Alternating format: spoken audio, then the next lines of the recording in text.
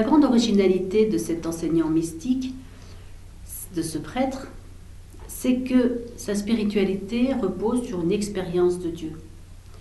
Une expérience de Dieu qui a pris ses racines, nous l'avons vu dans ces 4 fulgurations d'adolescence, mais qui lui ont donné ce regard constant sur la vie, qui va être trouver Dieu en tout et en tous.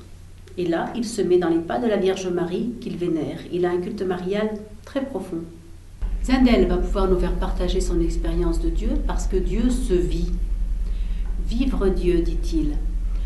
Dieu se vit comment? Tout d'abord, pour répondre à cette question extrêmement importante, puisque c'est toute la vitalité de notre spiritualité, il faut savoir à quel Dieu on s'adresse, puis à quel homme. Comment peut s'organiser la rencontre de Dieu et l'homme? Tout dépend de Dieu, de l'image de Dieu, tout dépend de l'homme que nous sommes. Zindel nous met en garde contre une lecture non préparée de l'Ancien Testament. Alors, par non préparée, méconnaissance de la langue, insuffisance de connaissances historiques la plupart du temps, et puis il faut se remettre un petit peu dans l'idée des hommes qui sont de cette époque et qui ont quand même une vision de Dieu qu'ils transmettent, qui est souvent perçue, mais qui peut être transmise de façon à nous laisser penser que Dieu pourrait être un Dieu extérieur, solitaire, lointain, et pas si accessible que cela, pas si dans la création que cela. Et c'est pourquoi Zindel nous sensibilise à la Trinité. L'incarnation du Christ a tout changé, parce que Dieu s'est fait homme pour que l'homme devienne Dieu. Et cette entrée de Dieu dans la création, Dieu est toujours déjà là, mais cette accessibilité, c'est le Christ qui va nous la rendre perceptible. Parce que si Dieu était solitaire, Dieu serait dans son coin, il serait un démiurge qui interviendrait ou non selon son bon vouloir. Où est l'amour? Or, on nous dit que Dieu est amour. Pour que Dieu puisse être amour, il faut qu'il y ait échange. Le Père regarde le Fils regarde le Père, par l'action de l'Esprit. Parce que si le Dieu et le Fils consistent à se regarder l'un l'autre, ils vont se faire exister l'un l'autre par un regard aimant.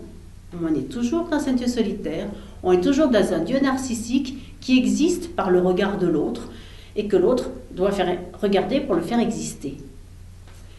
L'Esprit, qui est la diffusion de Dieu, Père, Fils, permet à chacun de se regarder de façon autonome dans un amour qui peut s'exprimer en réciprocité par la distance qu'amène l'Esprit, par la diffusion qu'apporte l'Esprit.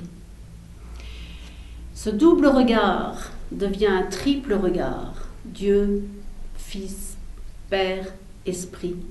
Dieu n'a pas de fils, dit Zindel. Dieu est Père, Dieu est Fils, Dieu est Esprit. Et ce triple regard qui anime l'amour par un oubli de soi, parce qu'il regarde l'autre, que l'autre regarde le troisième et que le troisième nous fait exister, il n'y a plus de narcissisme. Là, il y a l'échange. Non seulement il y a l'échange, mais il y a la désappropriation. Il y a cette forme de dépersonnalisation qui fait que l'amour n'est qu'un mouvement, n'est qu'un élan qui ne se regarde jamais lui-même. Et c'est pourquoi Zindel a pu parler de la pauvreté de Dieu, de l'humilité de Dieu. Parce que Dieu ne peut pas se regarder lui-même, Dieu ne s'appartient pas à lui-même, Dieu existe par le regard qu'il porte sur l'autre et le regard qu'il reçoit de l'autre. Et c'est pourquoi cette rencontre repose vraiment sur l'amour. Parce que Dieu est amour, nous le savons. Dieu a toujours été, Dieu est et Dieu sera toujours. Si nous remplaçons le mot Dieu par le mot amour, l'amour a toujours été, l'amour est, l'amour sera toujours. Nous sommes aimés. Mais si nous ne nous apercevons pas que nous sommes aimés, si nous sommes des maisons aux volets clos, le soleil existe. Le soleil a toujours existé, le soleil existera après nous. Mais si nous fermons nos volets, nous recevrons l'autre dans une maison noire. Nous-mêmes, nous vivrons dans une maison noire. Nous aurons notre pessimisme, notre tristesse et notre finitude. Mais bien plus grave, Celui qui rentrera dans la maison noire ne saura même pas que le soleil existe. Et plus grave encore, l'enfant que nous aurons fait naître dans cette maison noire, que sera-t-il du soleil? Il ne saura même pas que le soleil existe. C'est pourquoi Zindel peut dire que nous sommes responsables de Dieu. Quel est l'homme qui va pouvoir rencontrer Dieu? Eh bien, à l'image de cette relation trinitaire que nous avons évoquée et qui repose sur l'oubli de soi, l'homme rencontre Dieu quand il s'oublie soi-même. L'homme qui s'oublie soi-même, ça n'est jamais l'homme qui se dénie lui-même. C'est très important. Nous ne sommes pas dans le déni de soi, nous sommes dans l'oubli de soi.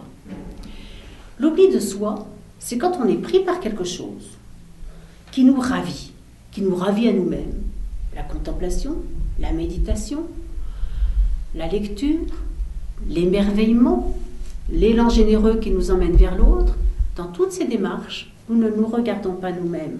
En cela, nous nous rappelons que la Vierge Marie est l'initiatrice. Elle ne se regarde pas elle-même quand elle contemple. À sa suite, nous contemplons et nous devenons ce que nous contemplons. Nous commençons à nourrir notre vie intérieure. Nous commençons à nourrir notre vie intérieure. Et chaque fois que nous sommes dans l'oubli de nous-mêmes, commence l'aventure spirituelle, parce que l'oubli de soi fait fondre nos barrières intérieures, et là, elles nous font communier à ce qu'il y a en nous de plus grand que nous, dans une rencontre à la Saint-Augustin.